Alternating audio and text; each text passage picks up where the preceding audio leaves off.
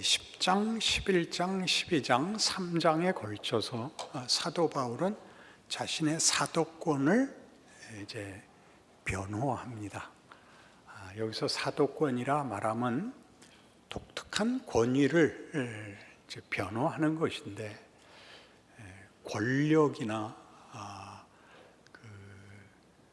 힘을 변호하는 것이 아니라 자신이 복음을 들고 간 하나님의 종인 것을 증명합니다.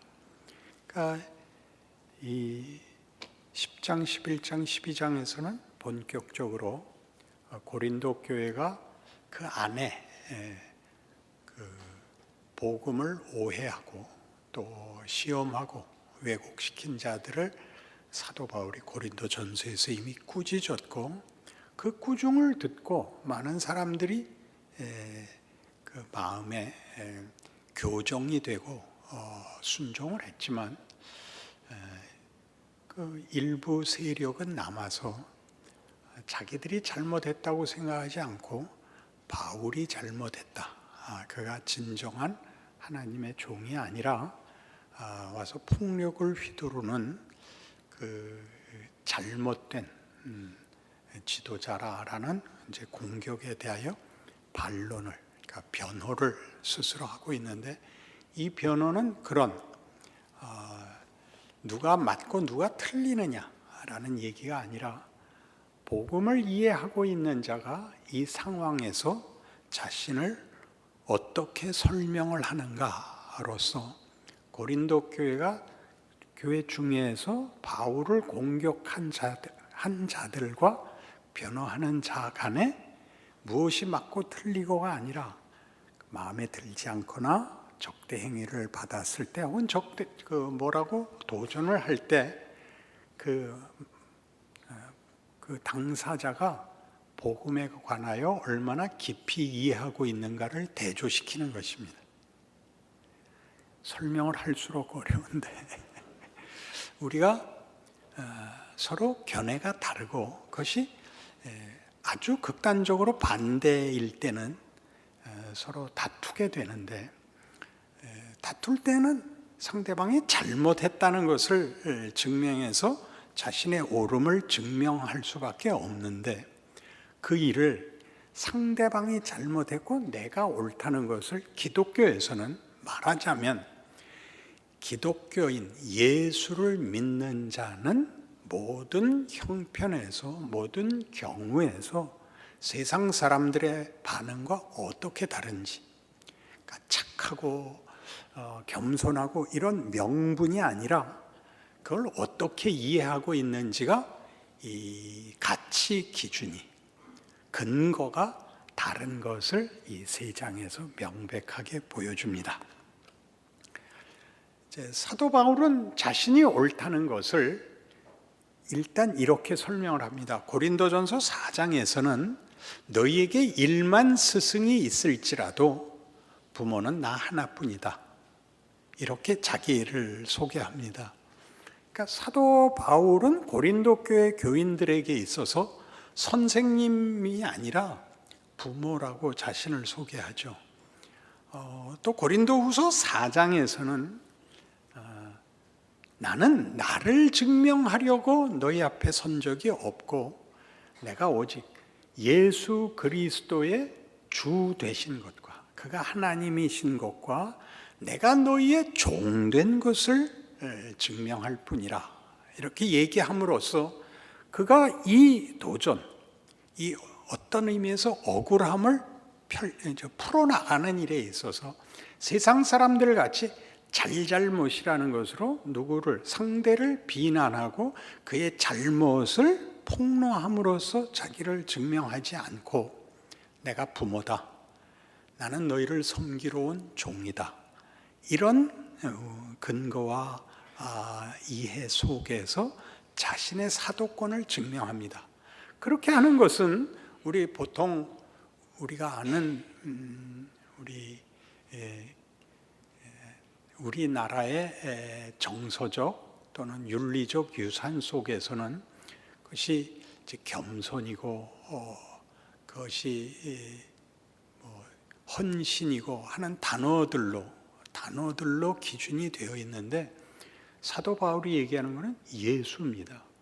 예수란 하나님께서 우리를 구원하기 위하여 당신이 죽는 일입니다. 그러니까 이게 말이 안 되는 거죠. 상대가 틀렸다는 걸 뭘로 증명하느냐 하면, 너희가 만들 수 있는 건 죽음밖에 없지 않냐. 이게 십자가입니다.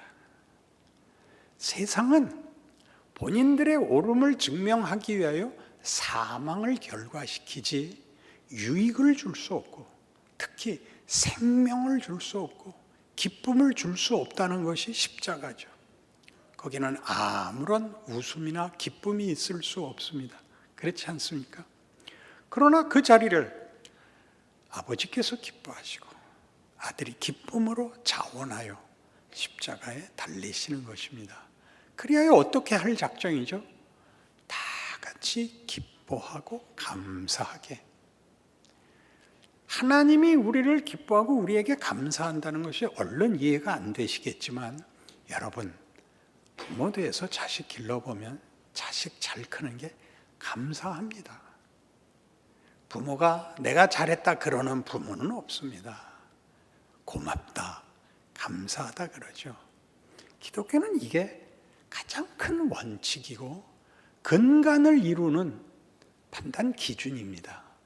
이것이 10장, 11장, 12장에 반복적으로 이런 측면에서 저런 측면에서 소개되고 있으니까, 여러분, 이 내용을 이해함으로써 여러분의 삶에서, 현실 속에서 여러분이 원망과 불만과 이 절망이 쏟아져 나올 때 무엇으로 어떻게 이겨야 되느냐 하는 문제가 하나님 앞에 와서 울고 불고가 아니라, 우리가 믿는 하나님은 어떤 분이고 우리에게 무엇을 하셨고 나에게 무엇을 요구하는가 하는 측면에서 은혜가 되고 깊은 뿌리가 되기를 바라는 것입니다.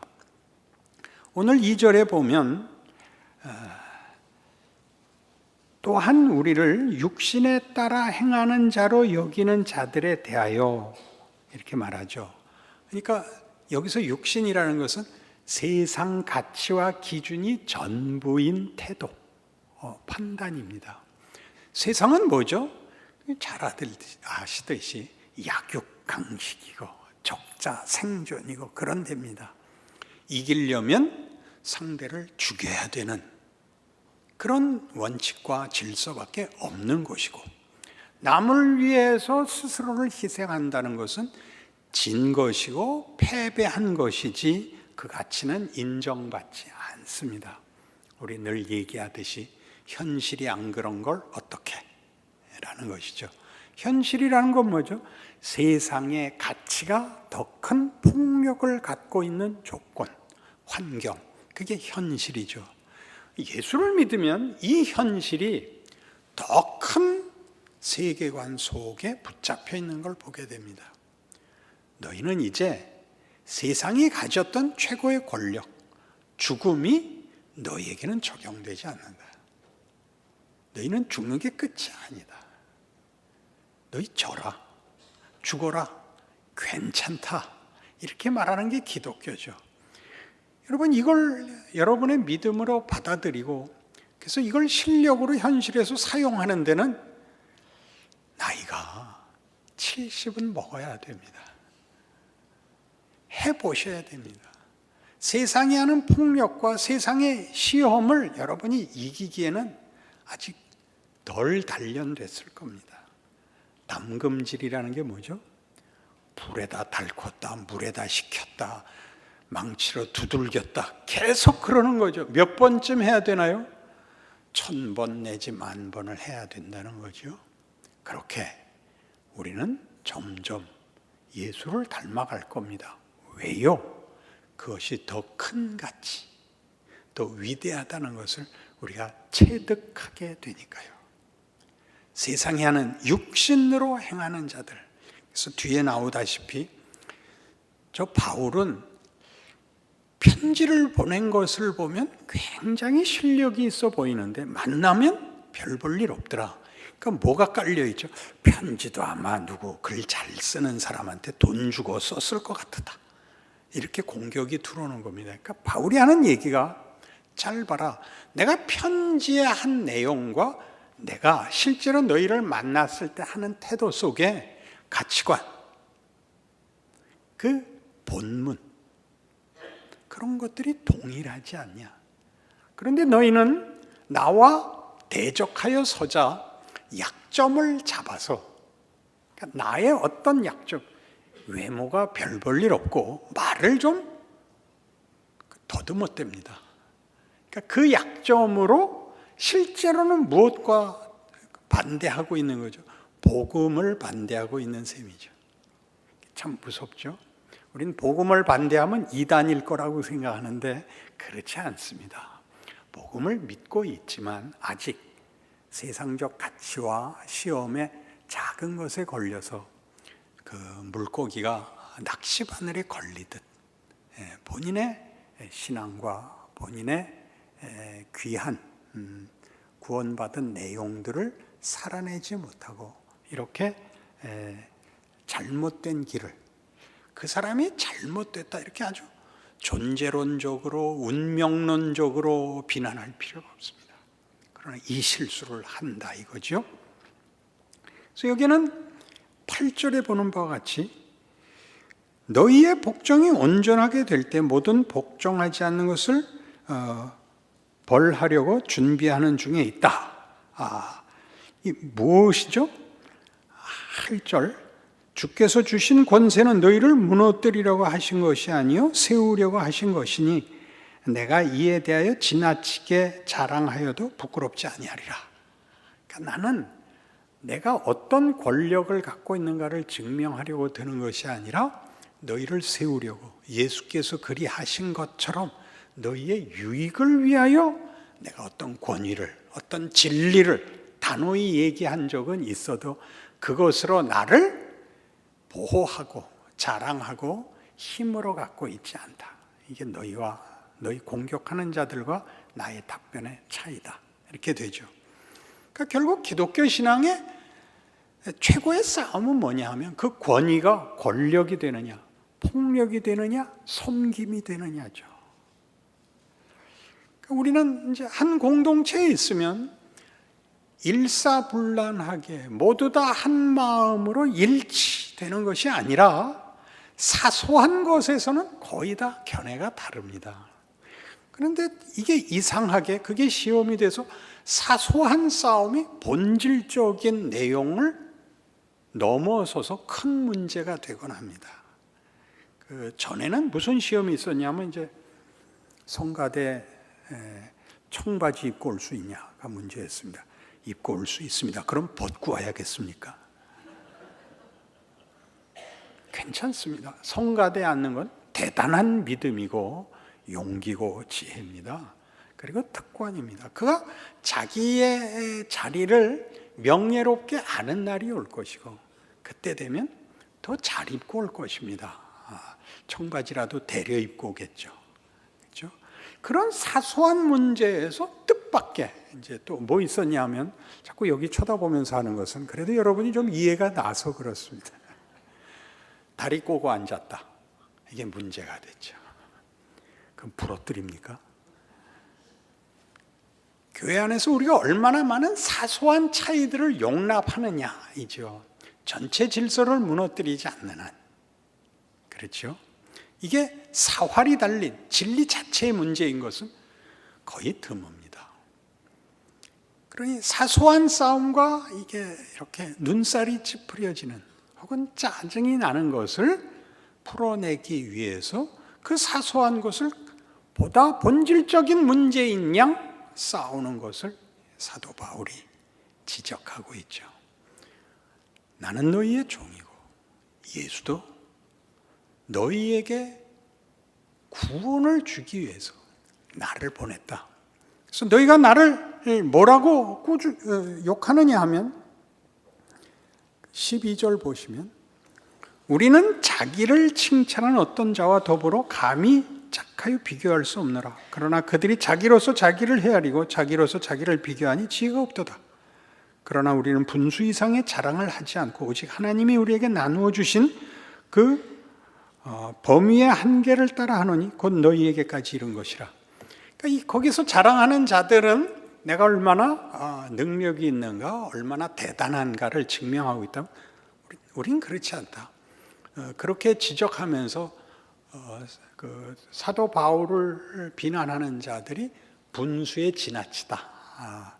그 실력 이상의 과장과 교만이 있다. 그러니까 사도 바울의 대답은 내가 교만하고 지나친 것이 아니라 복음이 너희에게까지 나를 밀어 넣었다.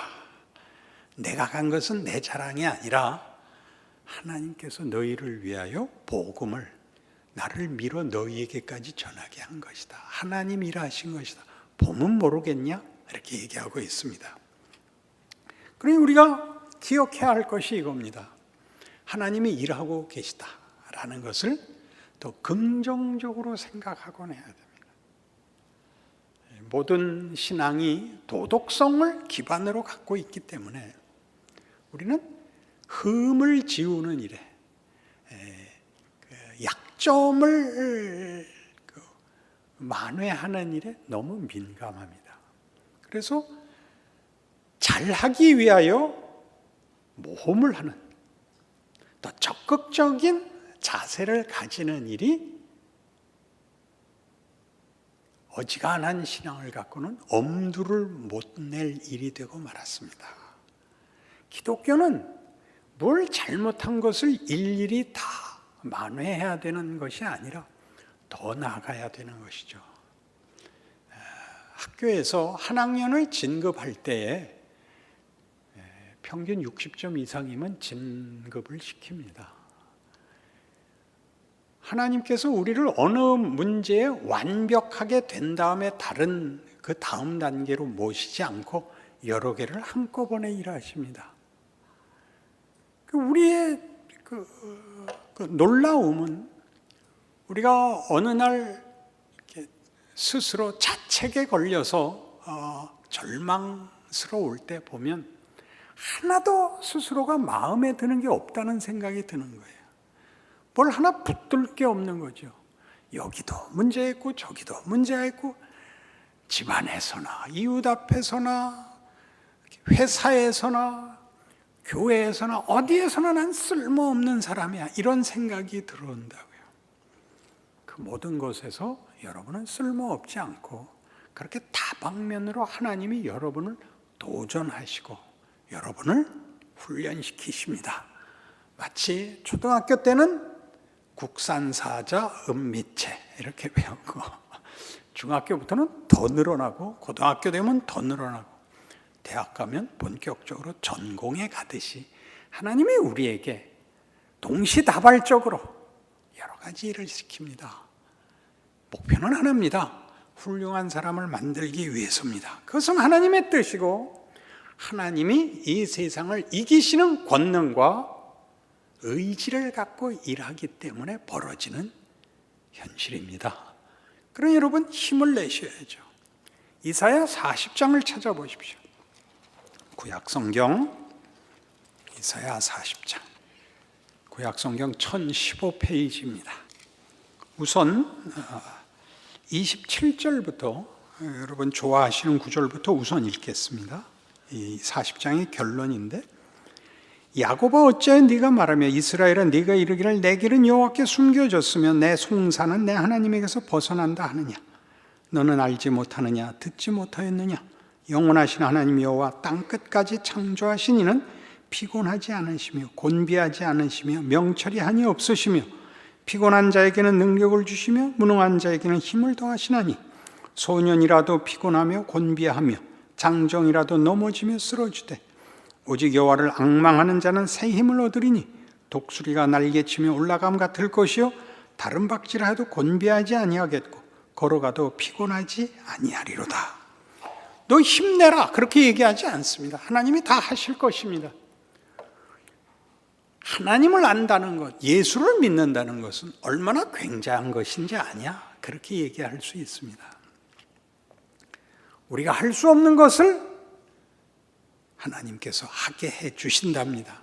근데 이 27절에서 31절은 어느 배경 속에서 나오느냐 하면 이사야는 1장부터 39장까지는 유다의 패망, 유다의 실패에 대한 꾸중입니다.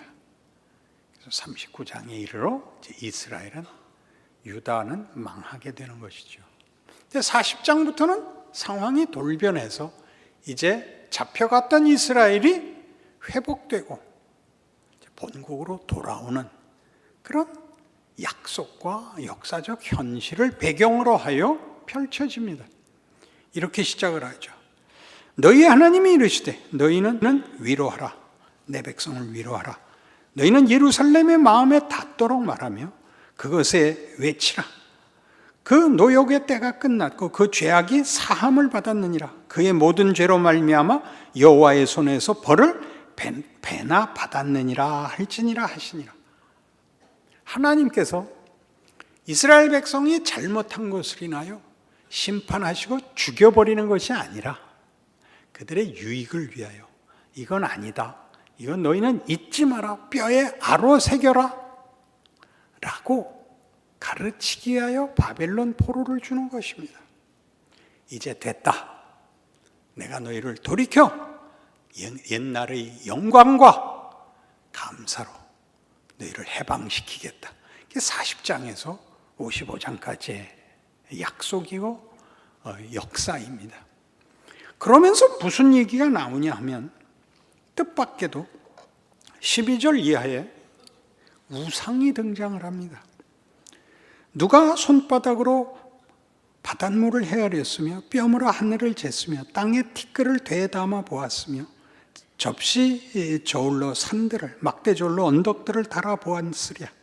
누가 여호와의 영을 지도하였으며 그의 모사가 되어 그를 가르쳤으랴.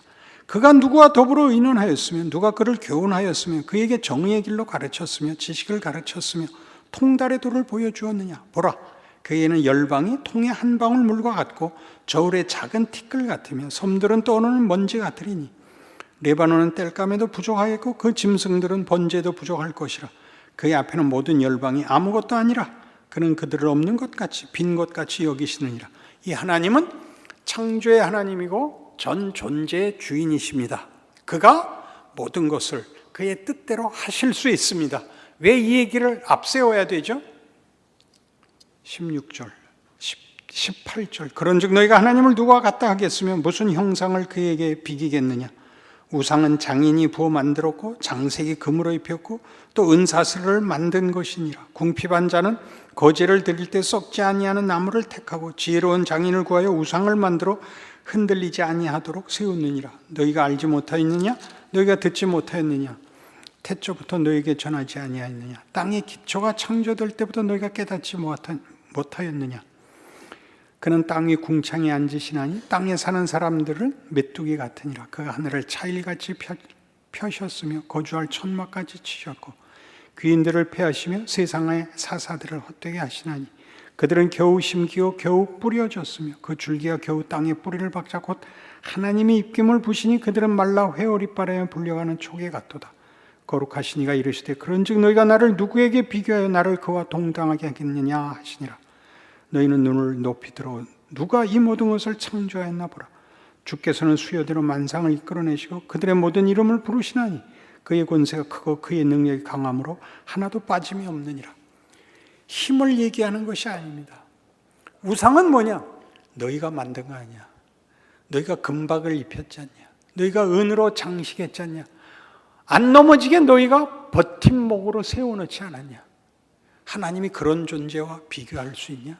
나는 처음부터 창조주고 모든 창조된 것들을 그 아름다움으로 지키고 그 창조의 뜻대로 그 영광을 만들어내는 하나님이니라.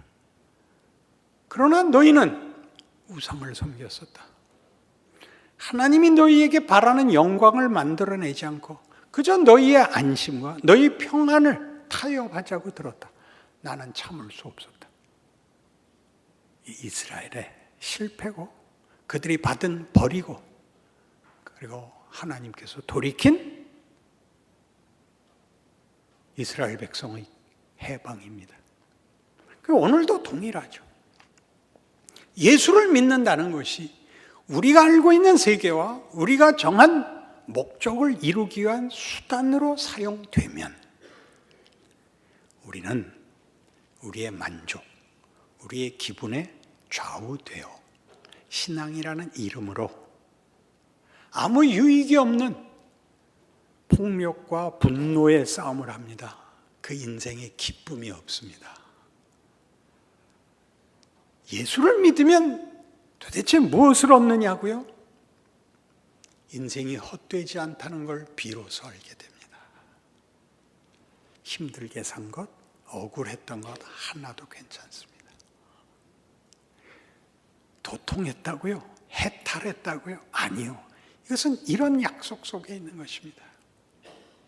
하나님이 우리를 지으시고 우리를 만나주시고 예수를 알게 하시고 십자가가 무엇인지를 깨닫게 하신 그 인생이 얼핏 보기에는 세상 권력만 못하고 세상의 능력자들과 약삭빠른 자들한테 손해보는 것 같았는데 살아보니까 그게 아니더란 말입니다. 이것은 굉장한 것입니다. 이건 무엇과도 바꿀 수가 없습니다. 순교자들이 그랬던 것 같이 죽어도 이건 바꿀 수가 없는 겁니다. 그건 치열한 것도 아니고 지극한 것도 아닙니다. 너무나 당연한 것이었습니다. 기쁨과 영광으로 불러내는 하나님이 우리의 인생을 복되게 하사 사도 바울이 기꺼이 이 오해와 모욕 속에서 자기를 변명합니다. 자기의 억울함을 호소하거나 자기의 분노를 보상받으려고 하지 않고 끝까지 이 싸움을 하죠. 예수께서 그리하신 것처럼 내가 십자가를 져야 된다. 그것이 당신의 기쁘신 우리의 영광과 우리의 가치를 위한 하나님의 뜻을 당신이 기쁘게 받으신 것처럼 우리 모두의 생을 이 기쁨으로 부릅니다. 여러분은 세상에서는 여러분이 십자가를 따르는 예수의 제자입니다. 그것은 명분도 아니고 그것은 말하자면 책임도 아닙니다. 너무나 다른 것입니다. 여러분이 자식을 길러보면 언제나 보듯이 자식이 철들 때까지는 대책이 없습니다. 그렇지 않습니까? 여러분들이 나이가 들어서 생각하는 옛날 여러분 어렸을 때 생각을 해보십시오. 죽은 어머니한테 미안하죠. 엄마, 내가 그땐 철이 없었어. 그걸 자식한테서 반복해서 보는 거 아닙니까? 철없던 자식, 고집부리던 자식에서 쩍하면 집 나간다고 공갈치고 밥 안 먹는다고 투정 부리던 자리에서 이제 그 꼴을 보는 부모가 되는 거죠. 져야죠 뭐. 그 지는 게 아니라는 거 아닙니까? 그 지는 게 아니다. 그 마음에, 그 지위에, 그 실력에 오는 것. 그것이 예수를 믿는 자로 사는 현실인 것입니다. 위대한 현실이죠. 거기 보냄을 받은 것이니까요. 소돔 고모라 멸망시킬 때 의인 10명 요구하셨습니다. 우린 그런 존재들입니다. 우리만이 빛이고 우리만이 생명이고 우리만이 진리고 우리만이 영광이고 우리만이 자랑입니다. 그런 인생을 사신다는 사실을 기억하는 여러분의 신앙생활 되시기를 바랍니다. 기도하십시다. 하나님 아버지, 예수를 믿는다는 것은 굉장한 것입니다. 그 무엇으로도 우리를 절망시킬 수 없고 우리를 방해할 수 없습니다. 십자가가 그 모든 장애를 뒤집어 놓은 것 같이 사망 권세를 멸한 것 같이 우리의 신자된 생애를 방해할 수 있는 것은 없습니다. 우리 스스로가 명예롭고 지혜롭고 담대한 이 영광을 감당해야 됩니다. 그 놀라운 은혜가 우리 교회에 넘쳐나게 하여 주시옵소서. 예수님 이름으로 기도합니다. 아멘.